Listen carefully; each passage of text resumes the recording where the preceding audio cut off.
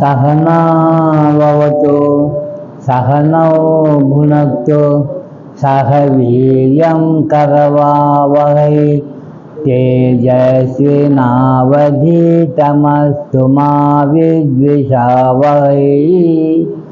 ओम शांति शांति शांति।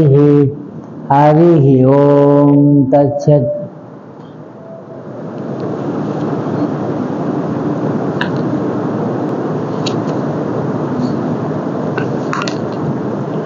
பதினெட்டு 19 20 மூன்று சுலோகத்தையும் சேர்த்து சொல்லி பாடலாம். உபதேசம் இந்தியாவிலிருந்து முதல்ல எண்ணங்களே மனம் யாவினும் நான் எனும் மூலமாம் உந்தி பெற யானா மனம் என உந்தி பெற நான் என்ற எழுமிடம் ஏதென நாட உள் நான் சாய்ந்திடும் உந்தி பெற ஞான விசாரம் இது உந்தி பெற நான் ஒன்று தானத்து நானான் என்று ஒன்றது தோன்றுமே உந்தி பெற தானது போன்றமாம் உந்தி பெற. சாரத்தில் உபதேச சாரத்தில்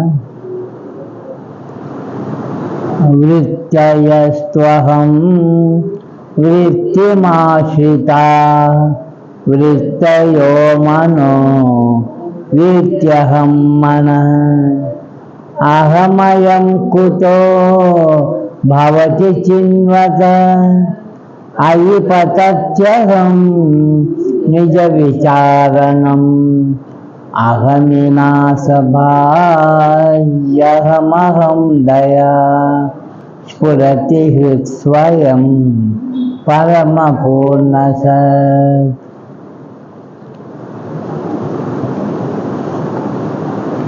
பதினெட்டுல நான் என தோன்றும் எண்ணத்தின் மூலத்தை கண்டுபிடி.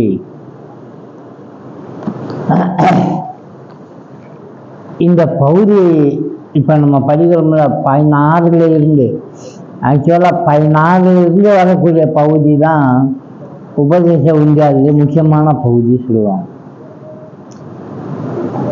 சின்ன நபர்களுக்கு கொஞ்சம் கஷ்டமான பகுதி. இது ஒரு தேடல்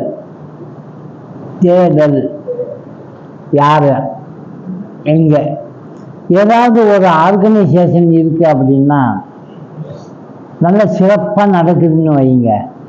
நம்ம சிறப்பாக நடக்கிறது அப்படியே அதுலேயே இருந்து வாழ்ந்துட்டு போக மாட்டோம். நம்ம மனசு இயற்கையாகவே ஒரு கேள்வி எழுப்போம். என்னன்னு, இது இந்த ஆர்கனைசேஷன் இவ்வளோ நல்லா நடக்குது, இது யார் முதல்ல செய்தது, யார் இதை ஆரம்பித்தாங்க அப்படின்னு நினைக்க தோணும். ஏன் தெரியுங்க, அவங்கள முத யார் செய்தானோ அந்த எண்ணம் அதை உற்பத்தி பண்ணாதோ அந்த மூலமாக காரணமாக இருக்கிற ஆளை கண்டுபிடிப்போம். ஓ, இவரால் தான் இதெல்லாம் வந்திருக்கு அப்படின்னு. இது இயற்கை.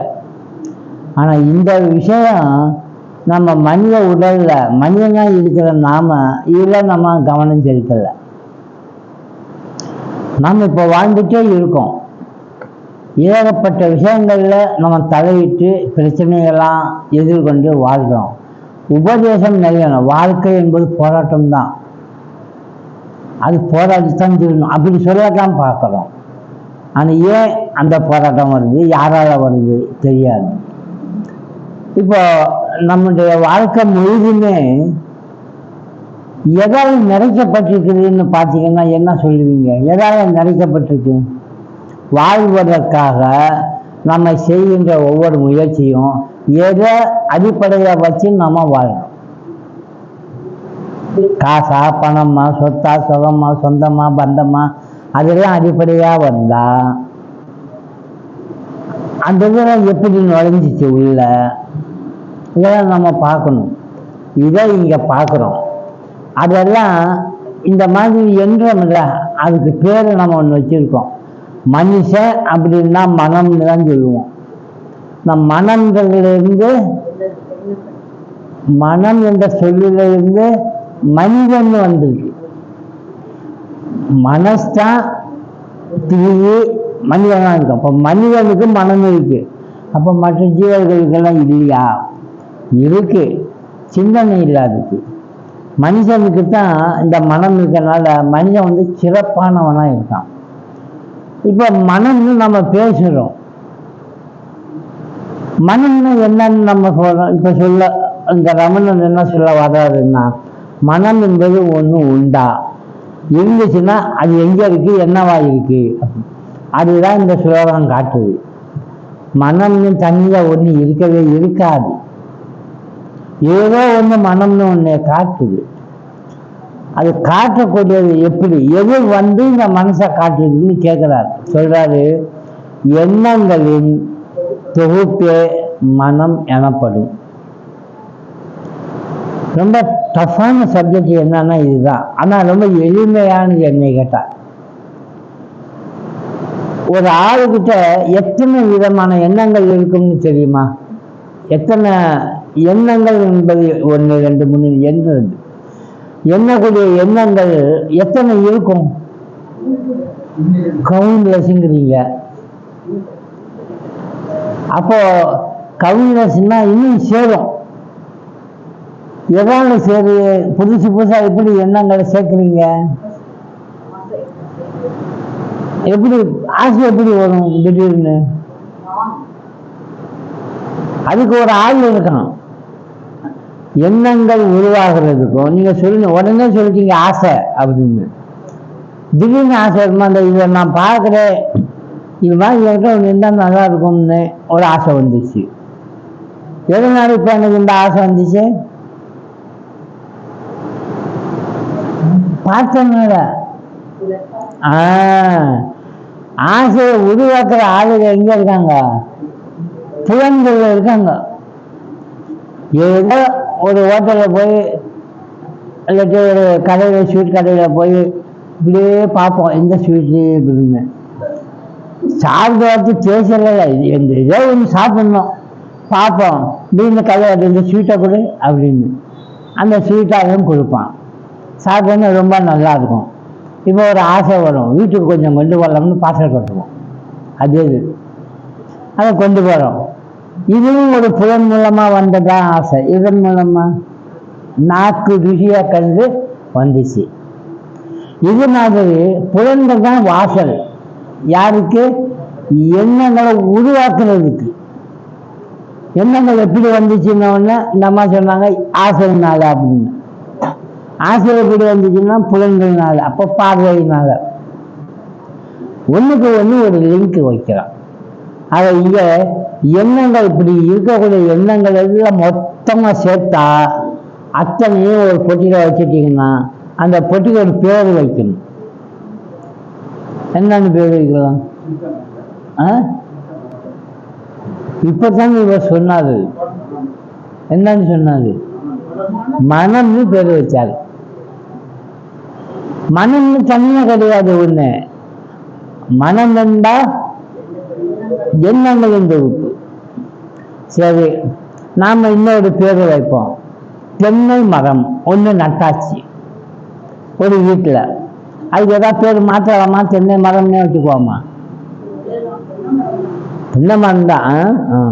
அதே வீட்டில் நல்லா நிறைய இடம் இருக்கு, அதான் ஒரு 100 தென்னை மரம் வச்சுட்டோம். எதுக்கு பேரை மாற்றுவீங்க? அதாங்க தென்னை மரம் சொல்லுங்க, தென்னை மரங்கள் அப்படின்னு சொல்லுங்க. உடனே ஒரு பேரை மாற்றிட்டீங்க பார்த்தீங்களா? அப்போ தோப்பு. ஆடு ஒண்ணு போச்சுன்னா அது என்னடான்னா ஆடுவீங்க. நிறைய ஆடு போச்சுன்னா மந்தைங்க. அப்போ நிறைய சேர்ந்துட்டாலும் ஒரு பேர் தனியாக உற்பத்தி ஆயிடுது. அப்படி உற்பத்தி ஆனதுதான் மனம். மொத்தமா சேர்ந்தது. அந்த மொத்தமா சேர்ந்த பகுதி எது அப்படின்னா எண்ணங்கள். ஸோ மனம் எண்ணங்களின் தொகுப்பு. மனதின் உருவை எப்படி விசாரிப்பது? அதனாலதான் மனம்னா என்ன அப்படின்னு விசாரிக்கணும்னா எதை விசாரிக்கிறது? தோப்பை போய் விசாரிச்சு தோப்புல எப்படி இருக்கும் அப்படின்னு போய் ஒருத்தர் விசாரிப்பாங்க. ஏதோ ஒரு தொகுப்பு, அதுதான் தோப்பு. அது மாதிரி மனத்தை விசாரிக்கிறதுனா எப்படி, அதன் உரு என்பது யாது, அந்த உருவம் எப்படி இருக்கும்,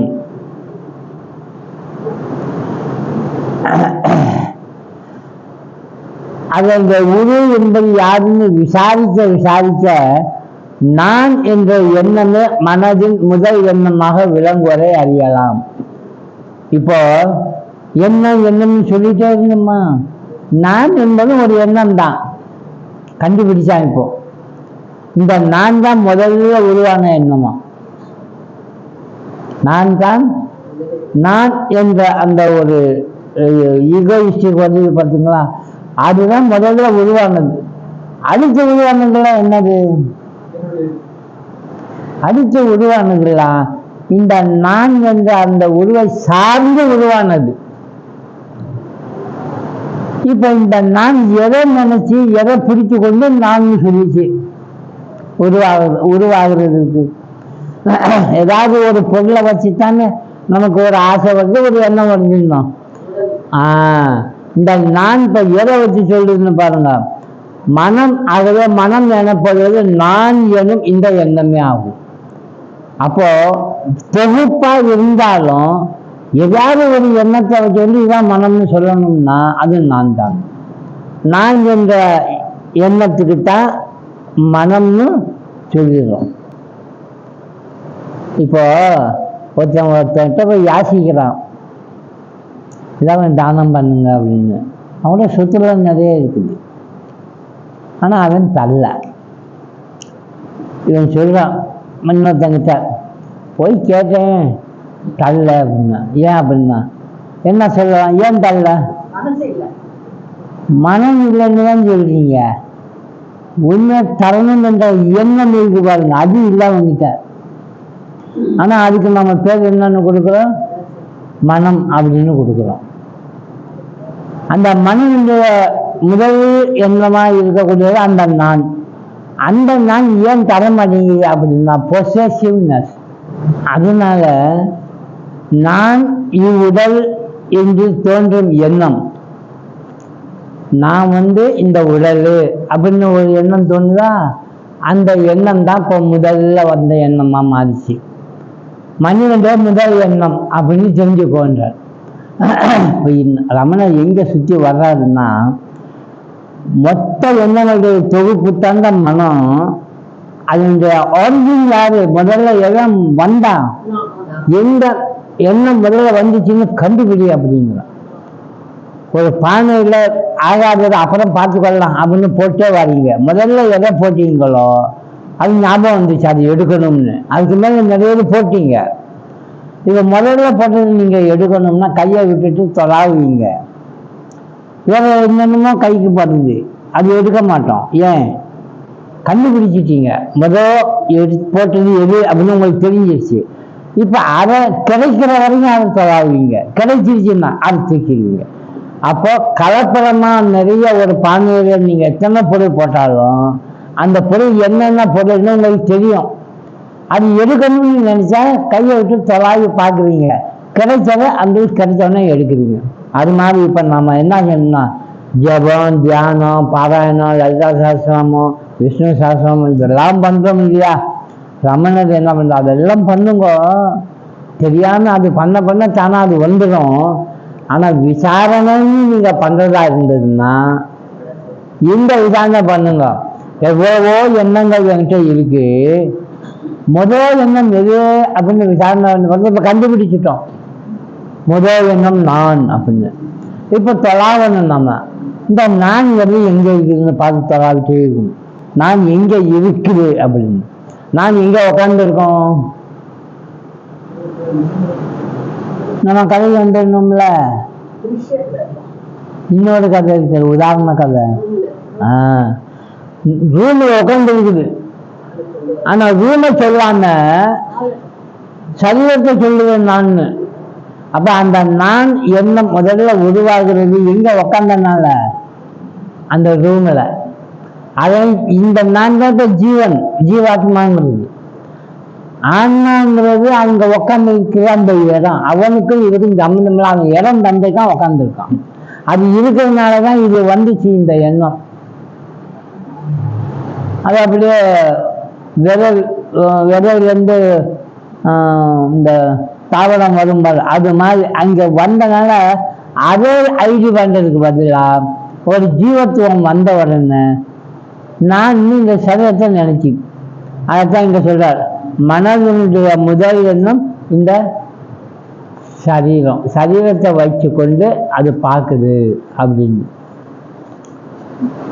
அப்போ நம்ம ஆராய்ச்சி பண்ணுறப்போ என்ன மாதிரியெல்லாம் ஆராய்ச்சி பண்ணணும்? ஒருத்தங்கிட்ட உன் மனம் எப்படி உடையதுன்னு கேட்கணும்னு வைங்க. உங்கள் மனம் எப்படி இருக்குன்னு அவன் என்ன சொல்லுவான்? எதை பேஸ் பண்ணி சொல்லுவான்? தனக்கு உண்டாகும் எண்ணங்களை கொண்டே தன் மனநிலையை விவரிக்கிறான். தனக்கு உண்டாகும் எண்ணங்களை கொண்டுதான் அவன் எப்படிப்பட்டவன். அதாவது பிரச்சனை தான். மனம் எப்படி இருக்குன்னு சொன்னா அந்த நான் தான் முதல் எண்ணம், அவனை பேஸ் பண்ணி என்னென்னமோ நடந்திருக்கும் இல்லையா, அதை சொல்லுவான். என்னாச்சு, போல பக்கம்லாம் ஃபெயிலியர் ஆகுது, எதை தொட்டாலும் தடையாகுது, இதெல்லாம் வேற வேற எண்ணங்கள் நடக்கிற சம்பவங்கள். இதைத்தான் தன்னை சொல்றான். எனக்கு இப்படியெல்லாம் ஆகுது, எனக்கு ஒண்ணு அவனுக்கு அப்படி ஆகல, அது என்னமோ ஆயிட்டு இருக்குது. அந்த எண்ணங்கள் இன்னைக்கு வரும் போகும். இந்த வரும் போகும் அப்படிங்கிற எந்த ஒரு பொருளாக இருந்தாலும் அது நிச்சயம் இல்லை. அதுதான் நம்மளுடைய தியரி. வர்றதும் போறதும். இன்னொரு தியரி ரொம்ப கனமா இருக்கிற தியரி என்னன்னா, அசைவுன்னு வச்சுக்கோங்க, அது துஷ்யம், அசையக்கூடாது. திருக்கு அசையாது. அசைவ பொருள் எதுவாக இருந்தாலும் அது என்னவா இருக்கும்? விஷயமா தான் இருக்கும், உலக விஷயங்களாகத்தான் இருக்கும். அது மேல நம்ம ஆசைப்படுதல் என்பது குறைக்கணும். அப்படி குறைக்க செய்கிறவனுக்கு வைராக்கியம் இருக்குன்னு அர்த்தம். இதெல்லாம் வரப்படுறது. ஏன்னா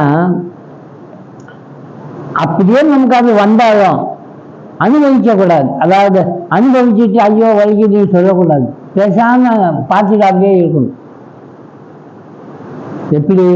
அது எப்படி செய்ய முடியும் அப்படின்னா, சினிமா படம் பார்க்குறோம்ல, மற்றவங்களுடைய கஷ்ட நஷ்டங்களை நம்ம பார்க்குறோம்ல, பார்க்குறோம், 2 பேர் கஷ்டப்படுறாங்க, நீங்கள் பார்க்குறீங்க, உங்களுக்கு என்ன ரியாக்ஷன் ஆகுது? கஷ்டப்படுறாங்கன்னு தெரியுது, அவன் படுற அந்த கஷ்டம் நமக்கு பட முடியாது, ஆனால் பார்ப்போம்.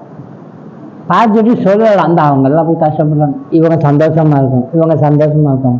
இது எதை வச்சு?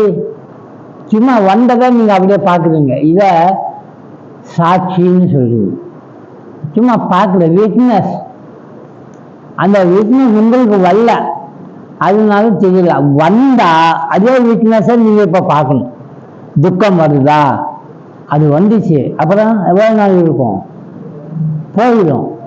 வந்துட்டு போறதை பத்தி எதுக்கு நான் சட்டை பண்ணணும் அப்படின்னு சட்டை பண்ணாம சும்மா அதை பார்த்துட்டே இருக்குங்க. இதை பார்த்துட்டே இருக்கிறதுக்கு தாங்கிக்கோன்னு அர்த்தம். தாங்கிக்கன்னு சொல்றதுக்கு சமஸ்கிருதத்துல ஒரு வார்த்தை இருக்கு, என்னன்னு?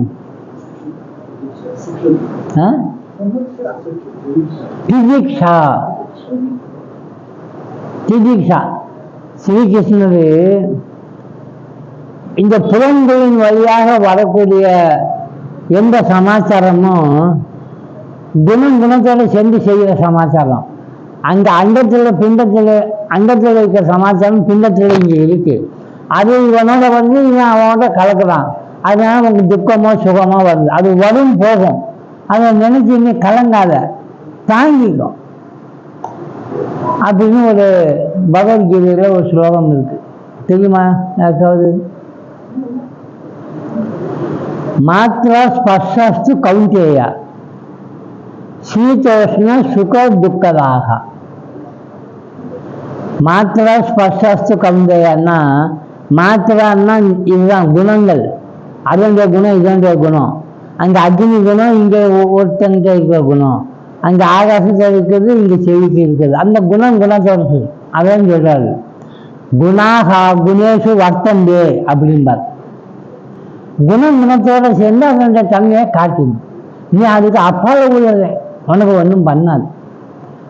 ಮಾತ್ರ ಸ್ಪರ್ಶಸ್ತು ಕೌಂತೆಯ சீதோஷ்ண சுக துக்கதாக. இந்த சீத உஷ்ணம் சுகம் துக்கங்கிறது ஆகமா பாயின்னு அனித்தியாகம்.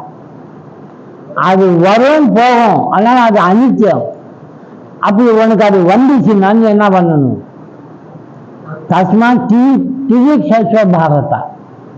அதனால திதிக்ஷஸ்வ தாங்கிட்டு கவனிச்சுமா, வருத்தப்பட்டு அனுபவிக்காத, அதை ஏற்றுக்காத, சட்டம் பண்ணாது.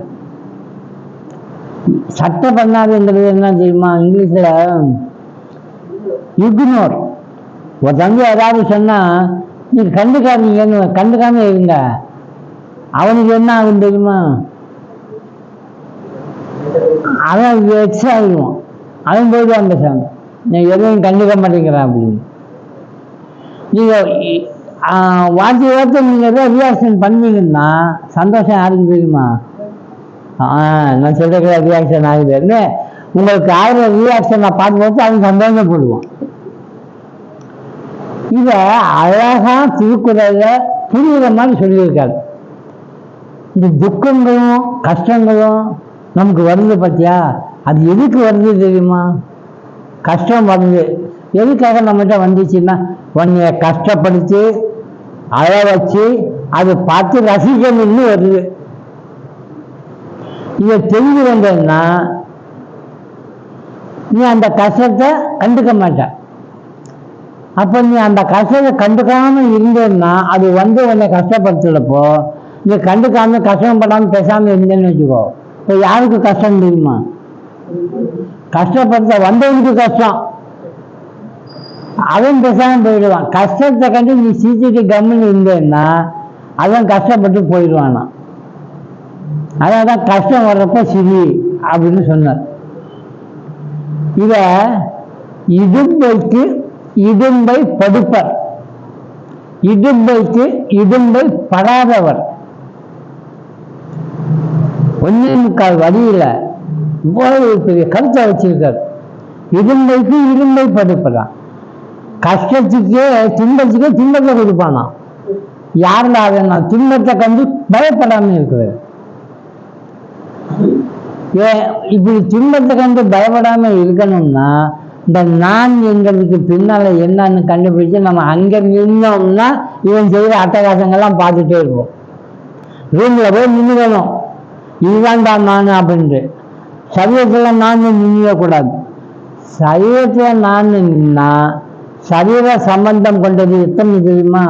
என்னென்ன அதுக்கு சரீர சம்பந்தம் சொல்லுங்க. அதல்ல, சரீரத்தை மையமா உண்டு நமக்கு வரக்கூடிய சம்பந்தங்கள்.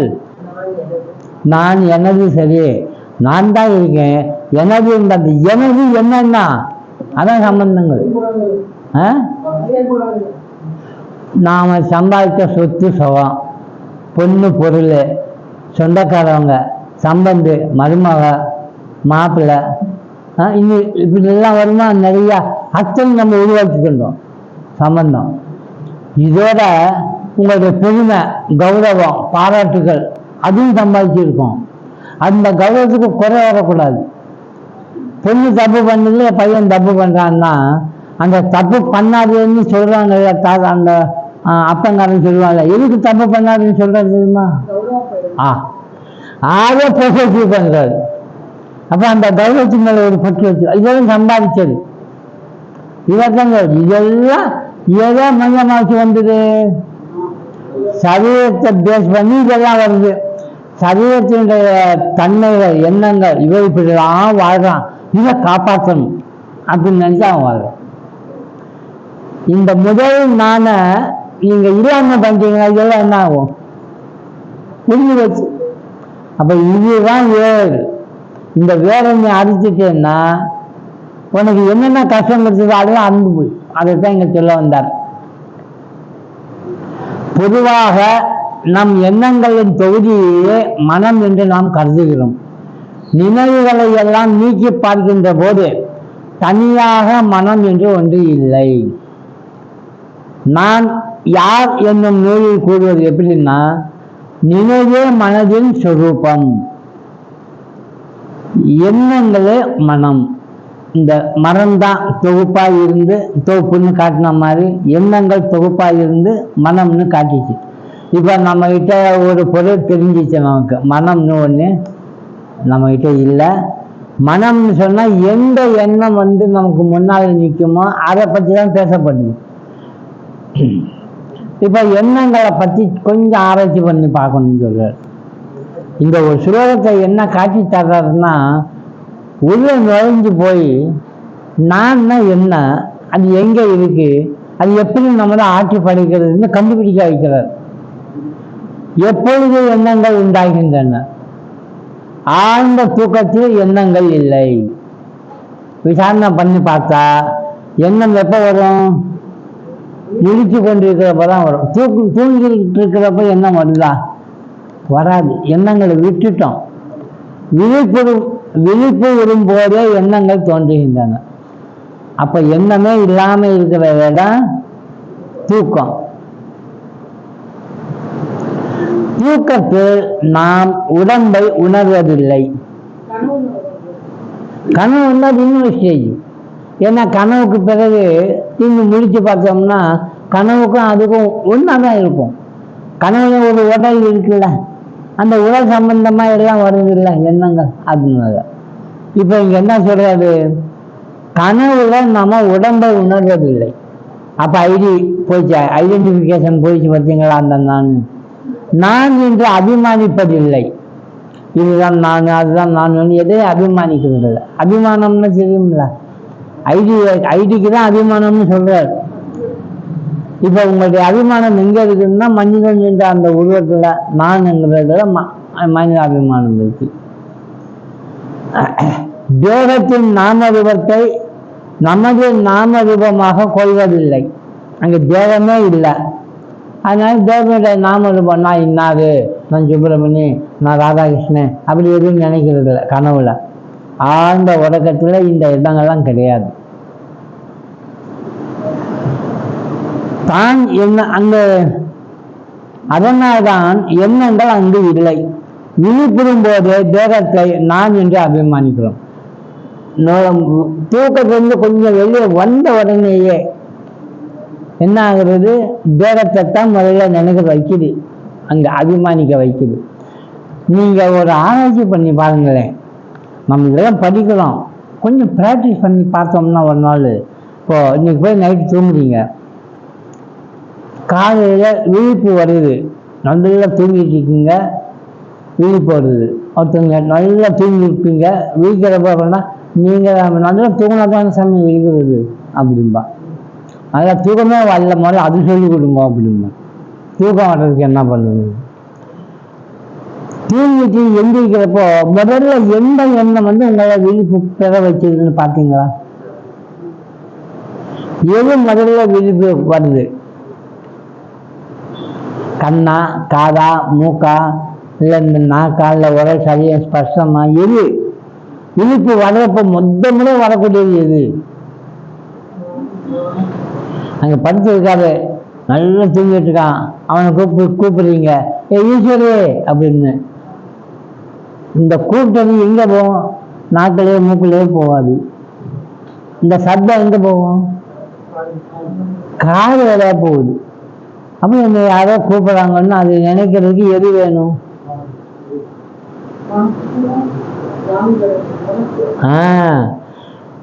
நான் அப்படிங்கிற உணர்வு எண்ணங்கள் தான்.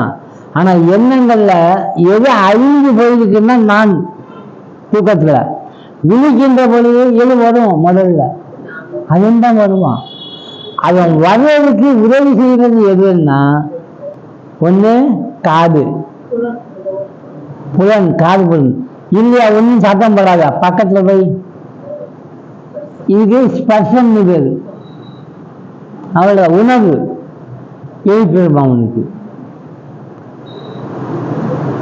கண்ணுன்றது அவன் கனவு நீங்க சொன்னீங்கள, அது மாதிரி பார்க்கும்.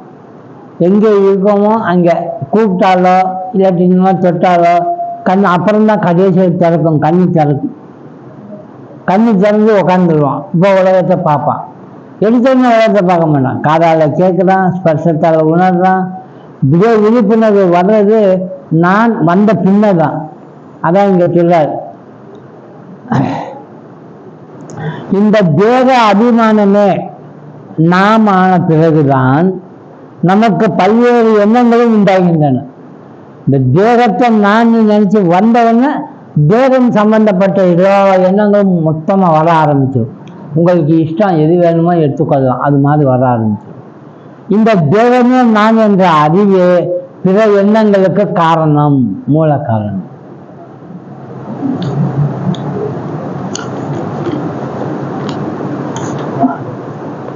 தூக்கத்தில் இருந்த தேக நாம ரூபாதி அற்ற நமக்கு எண்ணங்கள் இல்லை. அந்த நானே எண்ணமற்ற ஆன்மாவாகிய நாம். இதான் சொல்றார். அந்த நான் இல்லாதப்போ, தூக்கத்துல நான் இல்லைல்ல, அது இல்லாதப்போ முடிச்சவொடனே வந்துருச்சு இல்லையா, அப்போ அந்த நான்ங்கிறது தான் என்னன்னு சொல்றது, ஆன்மான்னு சொல்றார். ஆனா ஆன்மான்னு இந்த நான் சரீரத்தை தொடக்கூடாது. ஜீவத்துவம் எங்க இருக்கிறோமோ அந்த ரூம், அதை சொல்றார். அதே நாம் விழிப்பில் தேகோபாதியை மேற்கொண்டு விடுகிறோம். விழிப்புல தேகத்தை உபாதியாக எடுத்துக்கொள்றோம். உபாதி என்ன தெரியுமா? ஒரு பொருளை எடுத்துக்கொண்டு அதை நம்மளோட பற்று வைக்கிறது. இப்ப தேகத்தை எடுத்துக்கொண்டு உபாதியை எடுத்துக்கொண்டோம். உபாதி என்கிற இந்த சரீரம் நான் இல்லைன்னு சொல்லிட்டாலே அவனுக்கு ஒன்றும் செய்ய முடியாது. அந்த நான் தேகத்தை உபாதியா எடுத்துக்கொள்ளலைன்னு வைங்க, திறமைசாலியா இருப்பான், தைரியசாலியா இருப்பான், பயப்படவே மாட்டான். நான் யாருன்னு கண்டுகொள்றதுக்கு உண்மையான ஒரு அறிகுறி எது அப்படின்னு கேட்டா அவங்கள்ட்ட என்ன இருக்காது? பயம் இருக்காது. ராஜாஜி ராஜா நெப்போலியன், அலெக்சாண்டர், இந்த மாதிரி எல்லாம் இருக்கக்கூடிய ஒரு பெரிய உலகத்திலாம் வென்றிட்டு வந்தார். அவ்வளவு பெரிய வீரன். நான் என்ன மாதிரி யாராவது ஒருத்தர் இருப்பாரா அந்த மாதிரி கேட்டான். ஒரு ஆள் சொன்னாரு, நீ எல்லாம் பெரிய வீரன்னு நினைச்சிக்காத, நம்ம மதத்துல ஒரு ஆள் இருக்கான், அவனை நீ கையகப்படுத்தி நீ வெற்றி கண்டு பார்க்கலாம், நான் அவனை வீரன்னு சொல்றேன். எங்க இருக்கான்னா இமயமலையில. என்ன பண்ணிட்டு இருப்பான்? சும்மாதான் உட்காந்துருப்பான். சரி இன்னும் போனான், தேடி கண்டுபிடிக்க குதிரையில் ஒரு ஆள் சமணங்கால் போட்டு கண்ணை மூடிட்டு கையை மடி மேலே வச்சுட்டு அப்படியே உட்காந்துருக்காரு. ஆள் பார்த்தா நோஞ்சான் மாதிரி இருக்காது. 1 2 3 4 விழாய் எண்ணீராம்பல் இருக்குது. அந்த அளவுக்கு மெல்லிதாக இருக்காது. முகமெல்லாம் அப்படியே ஒரு மாதிரியா சாப்பிடாத மாதிரி இருக்கான். இவனை போய் சொல்லியிருக்காங்க அப்படின்ட்டு அவர் சொன்னார். குடியூரில் உக்காந்துட்டே கேட்குறாரு, நீ எங்கள் நாட்டுக்கு வரணும் வா அப்படின்னு. நான் இங்கே நல்லா தான் இருக்கேன், உன் நாட்டுக்கு எதுக்கு வரணும், வர முடியாது போ அப்படின்னு. நீ வரலன்னா என்ன பண்ணுவேன் தெரியுமா? என்ன பண்ணுவேன்னா தரா அப்படின்னு கட்சியை விடணும். ஒரே வெட்டு கழுத்தை வெட்டு உங்களை கொண்டுடுவேன்னா அவன் சிரிக்கிறான். இந்த உலகத்துல ஒன்ன மாதிரி முட்டாக இப்பதான் முதல்ல பார்க்குறேன். சட்டையை கலட்டி விட்டு கொண்டுட்டேன்னு சொல்ற பாரு, எவ்வளவு பெரிய பொய்னா. அவனுக்கு ஒன்றும் புரியல. என்ன சொல்றேன்னா, ஒன்னால என்ன கொல்லவே முடியாது, நான் சாயாதவன். இப்போ கொண்டுட்டேன் நீ விடுஞ்சது, சட்டையை தான்டா கலட்டின, என்ன தொடரல அப்படின்னா. அப்புறம்தான் அவனுக்கு யோசனை வருது, இவ்வளவு பெரிய அறிவு, இவ்வளவு பெரிய ஞானம். வாசாம்சி ஜீர்ணானி யதா விஹாய, பகவத்கீதை. எல்லாத்துக்கும் பகவத்கீதை இறங்குது. போன சட்டை, கிழிஞ்ச சட்டை தூக்கி போட்டு புதுசா ஒரு சட்டையை மாட்டிக்கிட்டோம்ல, அது மாதிரிதான் பிறப்பும் இறப்பும். பயப்படாது. பிறப்பும் இறப்பும் கண்டு ஐயோ நான் பிறந்துட்டேன், ஐயோ நான் ஜாகப்படுறேன், இன்னைக்கு செட்டேன்னா நாளைக்கு புது சட்டை வரும் அப்படின்ட்டான். அவனுக்கு புது சட்டை வேணுமா வேணாமா? வேணும். அப்ப நீ செத்துவோம். அப்படிதான் சொல்றாரு.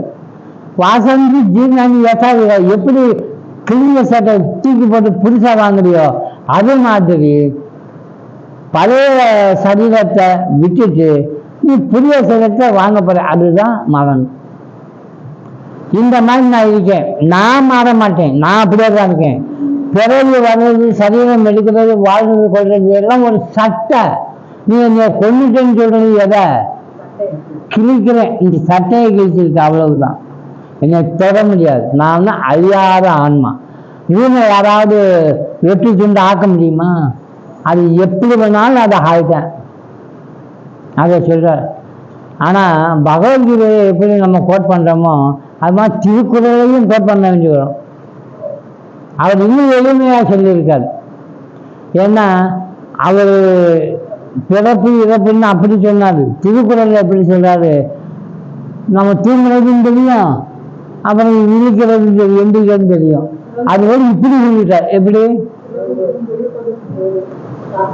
உறங்குவது போலும் சாக்காடு, உறங்கி விழிப்பது போலும் பிறப்பு. சாயங்காலம் போய் தூங்குறோம், அப்புறம் காலையில் எந்திரிக்கலையா? ஆமாம், அது மாதிரி தான். அது மாதிரி என்ன, காலையில் எந்திரிக்கிற, நைட்டு படுக்கிற, இடைப்பட்ட நேரம் 8 மணி நேரம். படுக்க போனதுலேருந்து விழிக்கிற வரைக்கும் 8 மணி நேரம், அவ்வளோதான்.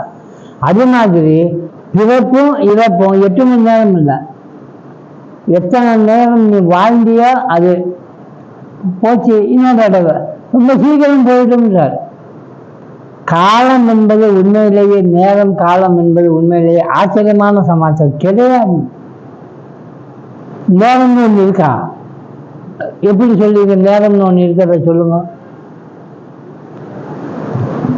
காலம்தான் நேரம், காலம்னா அதான் நேரம். நேரம் இருக்கு அப்படின்னு உங்களால் சொல்ல முடியும்? கரெக்டாக இருக்கா நேரம்? நேரம் நமக்கு தெரியாது. இப்போ இங்கே உட்காந்து இருக்கோம், இதே இடம் 1 மணி நேரம் போயிடுச்சு. 1 மணி நேரம் போயிருக்கோம், உங்கள் ஃபீலிங் என்ன? அதுக்குள்ள 1 மணி நேரம் ஆச்சா அப்படின்னா என்ன அர்த்தம்? அப்போ நமக்கு காலம், அந்த நேரம் போனது தெரியலை. இதே மாதிரி இங்கே உட்காந்துருக்கோம், 5-10 நிமிஷம் தான் போயிருக்கு. அவன் சொல்கிறான், நேரம் போல இன்னும் டைம் ஆகுதுலையா, 5 நிமிஷம் தான் இருக்கா, இன்னும் டைம் ஆகுதா? இப்போ என்ன? அங்கே சப்ஜெக்ட் செய்கிற சமாச்சாரம், நம்ம இன்வால்வ் ஆகுற சமாச்சாரம். எதில் நம்ம இன்வால்வ் ஆகுறோமோ அப்போ நேரம் குறைஞ்சிடும். இன்ட்ரெஸ்ட் இல்லாமல் ஒரு இடத்துல இருந்தால், இன்வால்வ் ஆகிட்டு இருக்கிற மாதிரி சும்மா உட்காந்து இருந்தோம்னா அப்போ காலம் போகாது. நேரம் போகலேங்கிறான், இது நேரம் போயிடுச்சாங்கிறான் ஒரு நேரம். அப்போ நேரம் போகலேங்கிறதும் நேரம் போயிடுச்சாங்கிறதும் எதை பேஸ் பண்ணி வருது? அவனுக்கான். அப்போ காலம் உண்மையில ஒன்றும் இல்லை. அதனால தான் பிரம்மன், ஆன்மா அப்படிங்கிற நாமெல்லாம் beyond time space causation, beyond, இதுக்கு அப்பால் இருக்கிற பொருள் அது. அங்கே போனோம்னா உங்களுக்கு நேரமே இல்லை, காலமே இல்லை, நகர்றது என்பதே இல்லை. அதனால தான் அதுக்கு அச்சலம் அப்படின்னு பேர் வச்சிருக்காரு. அச்சலமாக இருக்கிற ஒரு பொருள் எப்பவுமே அழியாது, அதனால அவனுக்கு அவிநாசி அப்படின்னு பேர் வச்சிருக்காங்க. அழியாத ஒரு பொருள், அதே நேரத்தில் எண்ணும் இருக்கிற ஒரு பொருளுக்கு அசுத்தம் என்பதே கிடையாது, ஆனால் அது விசுத்தம் அப்படின்னு பேர் வச்சுருக்கோம். அது அத்தனை நாமதாங்கிறது நமக்கு தெரியாமல் இருக்கு.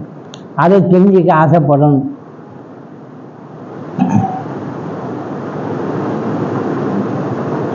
என்ற உணர்வு மற்ற எண்ணங்களுக்கு மூல எண்ணம். நான் இன்னார் என்ற உணர்வே மற்ற எண்ணங்களுக்கும் மூல எண்ணம் என்று கொள்ள வேண்டும். முதல் ஐடி நான் இன்னார் அப்படின்னு சொல்ல தெரியணும். அது சொல்ல தெரியலைன்னா, மறந்துட்டோம்னா, இந்த மாதிரி சில நேரம் மறக்கப்படும். ஏதோ ஆக்சிடெண்ட் ஆகிட்டு என்னன்னு தெரியல, நான் யார், நான் எங்கே இருக்கேன், நான் எப்படி வந்தேன், இதெல்லாம் கேட்க வர்றோம்ல, என்னமோ கொலாப்ஸ் ஆகிடுச்சு அங்கே. அப்போ ஐடென்டிஃபிகேஷன் தெரியாமல் போகுது. இந்த தன்மை எண்ணம் எழுந்த பிறகு இந்த தன்மை எண்ணத்திற்கே இதர முன்னிலை படற்கைகளை பற்றிய எண்ணங்கள் அளவற்றனவாய் உண்டாகின்றன. முன்னிலை படற்கைன்னா கண்ணுக்கு தெரியாதது படற்கை, தேர்ட் பர்சன். கண்ணுக்கு தெரிகிறது முன்னிலை, அது அந்த மாதிரியான எண்ணங்கள்லாம் நமக்கு வர ஆரம்பிச்சோம். அப்போ எல்லாம் புரிய வந்தது நமக்கு. நாம் இதுவரையில் உன் மனம் எப்படிப்பட்டது அப்படின்னு கேட்டதுக்கு இந்த இதில் முன்னிலை பலர்களில் எழும்பது வந்துச்சு பாருங்களா, அதுதான் அடிப்படையாக வச்சு அவன் பதில் சொல்லியிருக்கான்.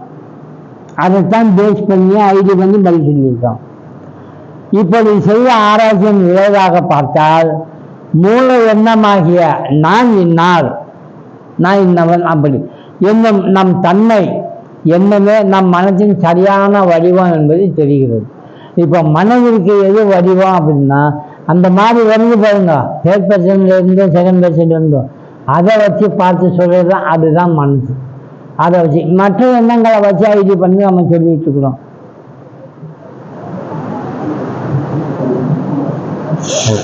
யாரினும் நான் எனும் எண்ணமே மூலமாம். நம்ம படிக்க வைப்பது குரல் அந்த இல்லை சுலோகத்தில் எல்லாத்துலையும் முதல்ல எதுன்னா யான் என்பது, நான் அப்படிங்கிறது தான். நான் தேவன் என்ற தன்னை ஒருமை வடிவில் தன் உணர்வே மனம் எனப்படும் என்று தீர்மானிப்போம். இதுவே முதல் எண்ணமாகையால் இதை தகுந்த உபாயத்தால் அழித்தால் இதர எண்ணங்களை எல்லாம் அழிப்பதற்காக இதற்கு முன் இந்த நூலில் கூறப்பட்ட நிஷ்காமிய கர்மம், பூஜை, ஜபம், தியானம், கர்மயோக, பக்தி யோகங்கள் இப்படிலாம் கூறப்பட்டது பாருங்க, சொன்னோம்ல, அது எல்லாமே இதோட மார்க்கம் வெளியில் போகிறதுக்கு அழிக்கிறதுக்கு ஒரு உபாயம். அதை சொல்லாது. எண்ணம் முதல் எண்ணம் எதுவோ அதை அழிச்சிட்டா அதை பேஸ் பண்ணி வரக்கூடிய எல்லா எண்ணமுமே போயிடும். இப்போ யோசனை பண்ணி பண்ணணும். பக்தி யோகத்தில் என்ன சொல்கிறோம்? நான் எதுவுமே செய்யலை, எல்லாம் பகவான் செய்யும். என்ன பண்ண போறாரு அவரு? இதெல்லாம் சொல்றாரு, எல்லாம் எல்லாம் செய்வாரு. ஆனால் நான் செய்யவே இல்லைங்கிறாரு. நான் சரி அப்படின்னா யார் செய்தா? நான் பார்த்தேன், நீ தான் செய்த. அதையும் செய்ய வச்சான், நான் செஞ்சேன். அப்போ யார்? ஜடம் மாதிரி ஒரு இன்ஸ்ட்ருமெண்ட்டு. என்ன எடுத்துக்கொள்ள மாட்டேங்கிறான் இப்படி சொல்றதுனால? கரெக்டாக சொல்லுங்க, ஏன் இதை சொல்ல வர்றாரு? இது நான் செய்யறப்ப அவன் செய்ய வச்சான், நான் செஞ்சேன், அதெல்லாம் அவன் பொருள், என்ன தெரியாது. கர்த்தித்துவம், கர்த்தித்துவம் ஞாபகம் வச்சுக்கோங்க. நான் செய்வேன் அப்படின்ற கர்த்தித்துவம் வந்துருச்சுன்னா எல்லாம் ஓடி வந்துடும். நானுக்கு சம்பந்தப்பட்ட எல்லா விஷயமும் ஓடி வந்துடும். நான் செய்யறது நான் அழிக்கிறான். இவன் நான் எங்கே இருக்குன்னு கண்டுபிடிக்க தெரியல, ஆனால் எங்கேயோ இருக்குது. நான் சொல்லிக் கொடுறேன் பார்த்தியா, அதை நான் சொல்லாமல் இருக்கணும்.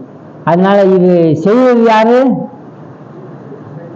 அத நீ செஞ்சேன், அவன் செய்ய வச்சான், நான் செஞ்சேன். நாங்களும் செய்யல, அவன் செய்ய வச்சான். அப்போ நான் சும்மா மிஷின் மாதிரி. அதனால நான் என்பது ஃபர்ஸ்ட் பர்சன், நான் என்பது முன்னிலை. இந்த முன்னிலையை மறக்கணும்னா என்ன செய்யலாம்? இதை அழிக்கிறதுக்கு என்ன செய்யலாம்? முன்னிலையை விட்டுணும். இன்னும் 2 பேர் இருக்காங்கல்ல, யாரு? முன்னிலைன்னா first person, second person, third person 2 பேர் இருக்காங்கல்ல. முன்னால நிற்கிறவன் முன்னிலை, எங்கேயோ இருக்கிறவன் தேர்ட் பர்சன். அதனால நான் அவனுக்கு கொடுத்தேன் அப்படின்னு ஒரு பொருள் அவனுக்கு கொடுத்துருக்கான். யாரும் அவனுக்கு கொடுத்தா அப்படின்னு கேட்டா நான் தான் கொடுத்தேன்னு சொல்லணும், அப்படிதான் வரும். ஆனால் நான்கிற வார்த்தை வரக்கூடாது. என்ன செய்யறான்? அவன் கொடுத்தாங்க. அது யாரு? அவன் தான் யாரும் கூட்டி வாங்குவாங்க. அப்புறம் இவன் செஞ்சதாவே காட்டணும், அதே நேரத்தில் நான் சொல்லக்கூடாது. பார்த்தீங்களா? அதிகப்படுறது அது ஏன்? அது என்ன சொல்ல வர்றாங்க? தேர்ட் பர்சன்ல பேசுங்க, உங்களை ஃபர்ஸ்ட் பர்சனை விட்டுடுங்க. இவன் செஞ்சான், யாரு? இவன். அப்ப நான் வரல, இவன் தான் செஞ்சான், எல்லாருக்கும் தெரியும். அதனால இவன் கொடுத்தான், இவன் தான் சொன்னான். என்னங்க எல்லாத்துக்கும் இவன் இவன் சொல்றான்னா? ஆமா, நானும் சொல்லக்கூடாது. அதான் ராமகிருஷ்ண பரமஹம்சர் என்ன சொல்ல, இதும்பல், இது செய்தது, இது போச்சு, இது வந்துச்சு அப்படிம்பது. இதுவும் சேர்ப்பர்சன் தான். அப்படி சேர்ப்பர்சன்லே பேசி பேசி பேசி கடைசியில் என்ன ஆகும்னா, இந்த நான் என்ற இது போய் அவன் பேர் என்னவா, ஹலோ யார் பேசுறது, நானா மணிவன் பேசுகிறேன் அப்படின்னு சொல்ல, இவன் தான் பேசுகிறான் அப்படிம்பா போகிறதுல. அப்போ எவ்வளவு கான்சியஸ் இருந்தா அந்த ஃபர்ஸ்ட் பர்சனை மறக்கிறான், ஃபர்ஸ்ட் பர்சன் இல்லாமல் பண்ண பார்க்கலாம் பாருங்க. அதுதான் இங்கே சொல்லப்பட்டது. அதனாலதான் இந்த ஆன்ம விசாரத்தை பண்றது தான் உண்மையிலே நேரான ஒரு மார்க்கம். இதை வச்சுக்கொண்டு நம்ம ப்ராக்டிஸ் பண்ணுறப்போ ஒவ்வொரு தடவையும் பார்க்கணும். தூக்கம் வர்றப்போவும் தூக்கத்திலேருந்து விழிக்கிறப்போவும் வீட்டில் நமக்கு கை தேர்ந்த கலை இது. எப்படி தூக்கத்திலேருந்து விழிக்கிறப்போ என்ன செய்யணும்னு சொல்லி முதல்ல யார் வர்றான்னு பார்க்கணும்னு சொன்னோம். அந்த முதல் கான்சியஸ் இருக்கு பாருங்க, அது வர்றப்போ நம்ம கண்டுபிடிச்சிடலாம் இதுதான் இப்போ ஆப்சண்ட் ஆகிருந்தது, இப்போ அது நுழைஞ்சிருச்சு, இதுக்கு சம்மந்தப்பட்டதெல்லாம் வர ஆரம்பிச்சிச்சு பாரு அப்படின்னு. 10,000 ரூபா கடன் வாங்கினவன் போய் தூங்கிட்டான்னா 10,000 ரூபா கடன் இல்லை அவனுக்கு, தூக்கத்தில் இல்லை, அவனே இல்லை, அப்புறம் கடன் எங்கே இருக்கும்? முடிச்சுட்டான்னு வைங்க, தீங்க அந்த 10,000 இருக்கும், கடன் தந்து தான் ஆகணும். நான் முடிச்சுட்டேன், தூங்கினேன், கடன் அடைக்கலையா அப்படின்னு கேட்க முடியாது, அது அப்படியே தூங்கி வரும். அதே மாதிரி தூங்குறப்போ யாரு தூங்குறா, தூங்குறது யாரு? நான் தான் தூங்குறேன்னு சொல்றோம்ல, யாரு தூங்குறான்னு பார்ப்போம் அப்படின்னு நீங்க தூங்கிட்டு எப்படிதான் இந்த தூக்கம் வருதுன்னு கவனிங்க. என்ன ஆவீங்க? காலையில வெளியில மட்டும் தூக்கமே வராது. தூக்கம் எப்படி வந்துச்சுன்னு நீங்க ஆராய்ச்சி பண்றீங்கன்னா அவன் தூங்க மாட்டான். அந்த தூங்குறத அப்படியே கண்டுபிடிக்க நீங்க தூங்காம இருக்கணும். அப்ப எவனோ ஒருத்தன் தூங்காம இருக்கணும் அவனை பார்க்குது. ஆனா நம்ம அதை ஃபாலோ பண்ணாம தூங்கிடுறோம். அதனால என்ன ஆகுது, தூங்கின பிறகு ஒரு ஆள் இருக்கான் தூங்குறத பார்த்துட்டே இருக்கான் இல்லையா? எல்லாம் தூங்கிச்சுன்னு நினைக்கிறீங்க, உண்மையிலே நீங்க தூங்கவே இல்லை. யோசனை பாருங்க. ஏன்னா முடிச்சிருந்தா தானே ஒரு அனுபவத்தை சொல்லுவீங்க. தூங்கிட்டு ஒரு சந்தோஷம் இருக்குது, ஒரு நிம்மதி இருந்தது, நல்ல ஒரு சௌகரியம் சுகமா இருந்தது. முடிச்ச பிறகு நீங்க என்ன சொல்லுவீங்க? நல்லா தூங்குனேன், சூப்பரா. எப்படி உங்களுக்கு தெரியும் நல்லா தூங்குன்னு? நீங்க பாத்தீங்களா? நீங்க பார்க்காத ஒரு விஷயத்தை எப்படி சொல்றீங்க நல்லா தூங்கினேன்னு? அந்த அனுபவம், அந்த நல்லா தூங்கினேன்னு சொல்றீங்க பாருங்க, அந்த ஆள் தூங்காம இருந்திருக்கான். அவனைத்தான் நான் உங்களை தேட சொல்றேன். தூங்குறப்போ எப்படி இந்த தூக்கம் வருதுப்பா, அந்த தூக்கத்தை நான் பார்த்துட்டு துண்டா நிற்கிறேன் அப்படின்னு நீங்க நினைச்சீங்கன்னா அது வரமாட்டான். அவன்றது யாருன்னா புலன்கள், உங்கள்கிட்ட இருக்கிற மாயைன்றது, அஞ்ஞானம் என்பது, அது எல்லாம் தூங்க போகுது. எல்லா வாசனைகளும் உள்ள போயிடும், ஒரு எண்ணமும் வெளியே நிற்காது. வெளியே நிற்கிற ஒரே ஒரு ஆள் அந்த ஆன்மா தான். தூங்கு தூங்கு அப்படின்னு விட்டுட்டு, அப்பா என்கிட்ட இருந்து கொண்டு எவ்வளோ ஆட்டம் போட்டுட்டு இருந்த பகல்லாம் இப்போ என்கிட்டயே உட்காந்து தூங்கிட்டு கம்முன்னு இருக்கு அப்படின்னு அவன் பார்த்துட்டு இருப்பான். ஏன் எவ்வளோ நேரம் தூங்குறான் பாரு. யாரு? அந்த ரூம் என்கிற அந்த ஆன்மா. அவன் தான் சாட்சியா இருக்கான். அவன் தூங்கினாலும் சாட்சியா இருக்கான், நீச்சல் வேலை செஞ்சாலும் சாட்சியா இருக்கான். அவன் இருக்கிறதுனாலதான் இவங்க வேலை செய்ய முடியுது. அதனால தான் இவன் என்ன சொல்றான், நான் எதுவும் செய்யலையா, அவன் தான் செஞ்சான், அவன் இல்லைன்னா நான் செஞ்சிருக்க முடியாது. அதைத்தான் இங்க சொல்ல வர. எல்லாம் பகவான் செய்த, எல்லாம் பகவான் செய்த. பெங்காலியில ராமகிருஷ்ண பரமஹம்சர் ஒரு பாட்டு பாடுவார். সকলে তোমারি ইচ্ছা, ইচ্ছাময়ী তারা তুমি, তোমার কর্ম তুমি করো মা, লোকে বলে আমি করি. இது பெங்காலி. இது ராகத்தோட பாடுவாங்க. সকলে তোমাரி இச்சா அப்படின்னா எல்லாமே உன்னுடைய இச்சை அம்மா, உன்னுடைய இச்சை. நீ யாருன்னா நீ இச்சாமயி. இச்சாமயின்னா நம்மகிட்ட ஒரு எண்ணம் எழுதி சொன்னாங்க பாருங்க, ஆசை வந்து இச்சையா வருது, அதுதான் இச்சாமயி. தொமாறு கர்மா துணி கொடமா, உன்னுடைய வேலையை நீ செய்கிற. இச்சாமயா இருந்து இச்சையை எழுப்புற, இச்சையால் வேலை செய்ய வைக்கிற, அதில் வரக்கூடிய லாப நஷ்டங்களை அனுபவிக்க வைக்கிற எல்லாத்தையும் நீ செஞ்சிட்டு இருக்கிற. லோக்கே போலே அமிப்பொறி. ஆனால் லோகத்தில் இருக்கிற மக்கள் என்ன சொல்கிறாங்க தெரியுமா? நான் செஞ்சேன்னு சொல்கிறான். எவ்வளவு ஆச்சரியமாக இருக்கு போது.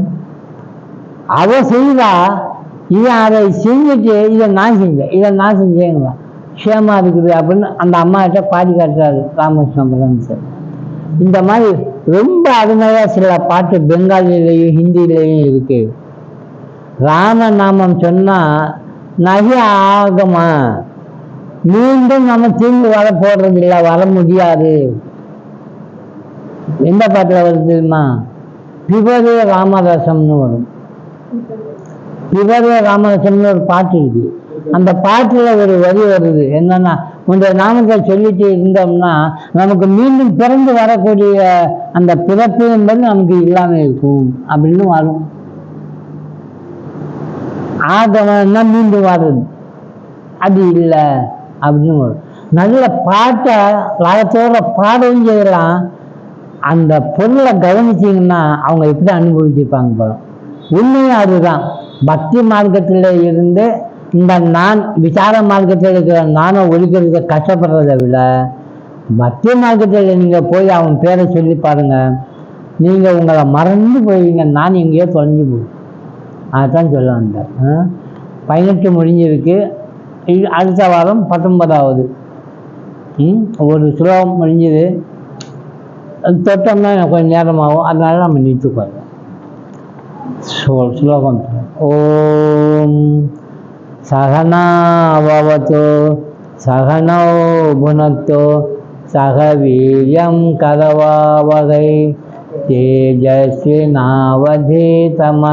மா வித்விஷாவகை. ஓம் சாந்தி சாந்தி சாந்தி. ஹரி ஓம் தத்சத்.